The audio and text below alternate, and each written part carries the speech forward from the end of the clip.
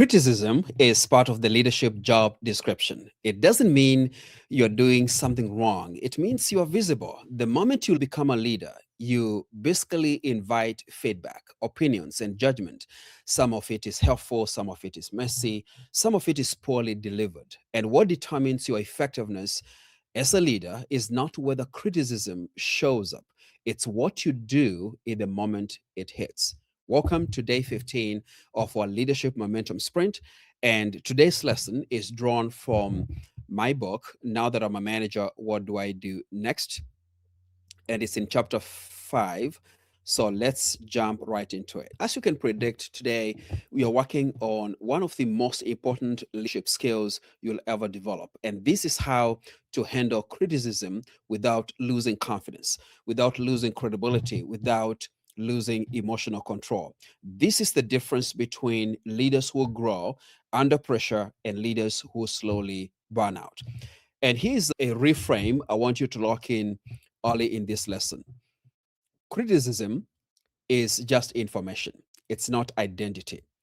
Most leaders don't struggle because they receive criticism, they struggle because they attach it to who they are instead of what it's about. So, a comment about performance might turn into I'm not respected.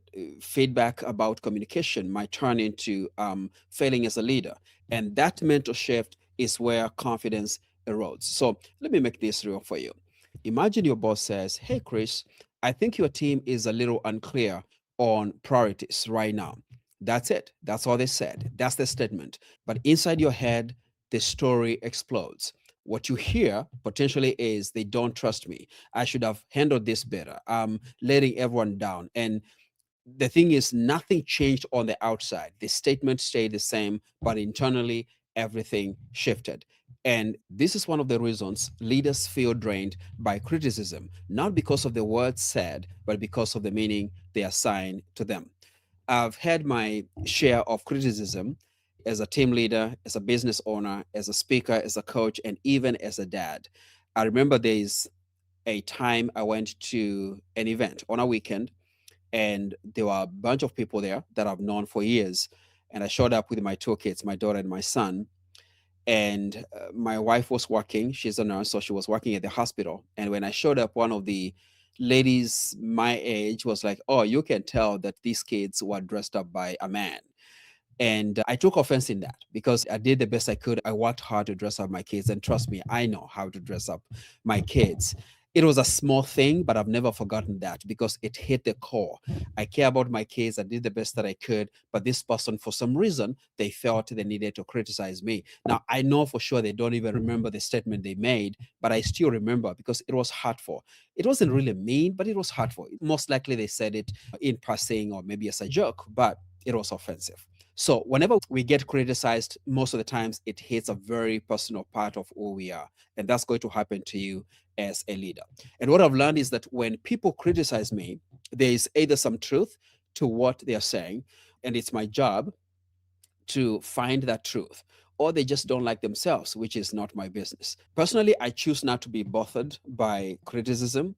I've been around long enough, or I've worked on myself. I've developed frameworks, and I'm going to show you one here in a second on how to address criticism. The moment you start running a business or you become a public figure and you're out there, I mean, people are going to come after you sometimes about something you said or something you did not say or the way you are acting. It doesn't matter. People are going to criticize you. And for you as a leader, you're not immune to that.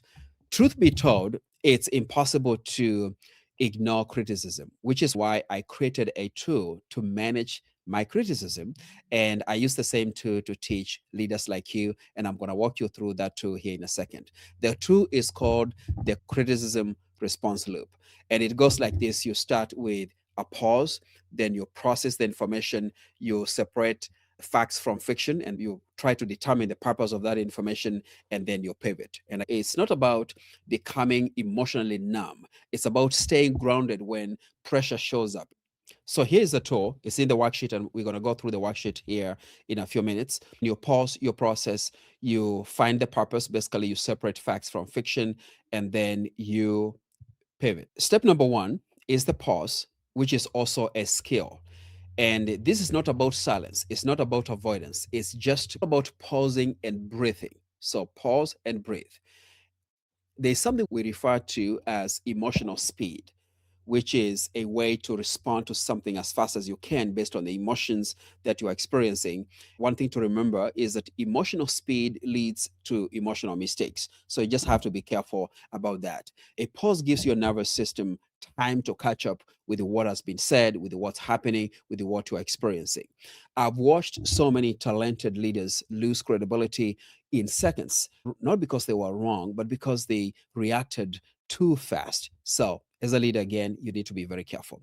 The second step is to process. And this is about separating facts from fiction, facts from stories. On this stage, you just need to ask yourself one question: what was actually said, not what you heard? Let's say your boss comes to you and makes a statement, and he or she says, "Hey, Isaac, it looks like a deadline was missed on this project. And what I hear is I am incompetent as a leader. A deadline was missed, that's a fact. I am incompetent as a leader, that's an interpretation.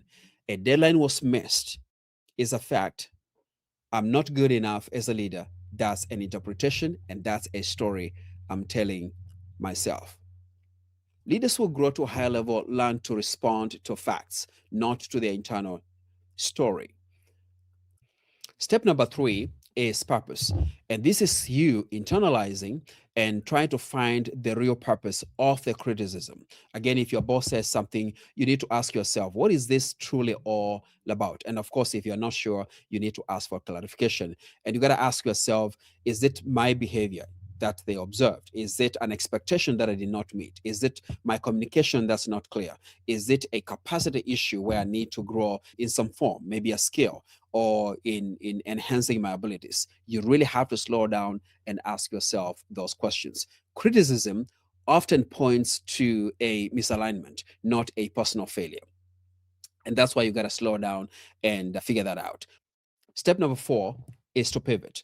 And on this stage, all you need to do is to choose a grounded next step, not defensively, not emotionally, not passively, but intentionally. Maybe that means asking a clarifying question. Maybe it means adjusting a process. Maybe it means scheduling a follow up conversation.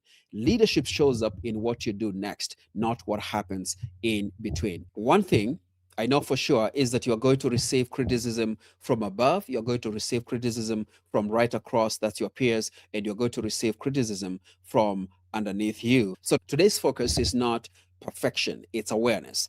You need to start with the first two steps, that is, you pause and then you process. Catch yourself in real time and then slow down the moment. And that's where emotional maturity is built. So for this lesson, I have a worksheet for you to practice the criticism response loop. So let's go through it. In section one of this worksheet, you are going to identify an event or something that happened and then ask yourself, what triggered me?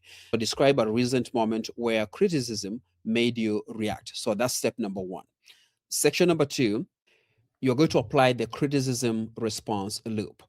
You're going to pause and then you're going to process. So, under the pause, what emotion showed up? When you look at that specific event or that thing that happened, what emotion showed up?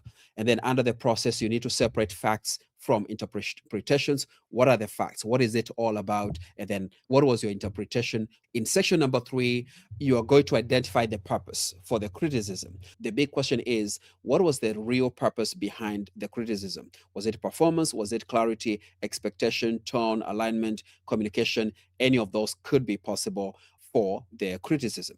And then section number four is, how will you pivot? Choose an intentional next steps. You need to choose a grounded next step just to make sure, of course, you can make the right decision and you don't stay in the funk for way too long, or at least you don't rattle yourself for no good reason. So that's the worksheet you're going to use to apply the criticism response loop. As we come to a close of this lesson, let me leave you with this. Strong leaders are not unshakable.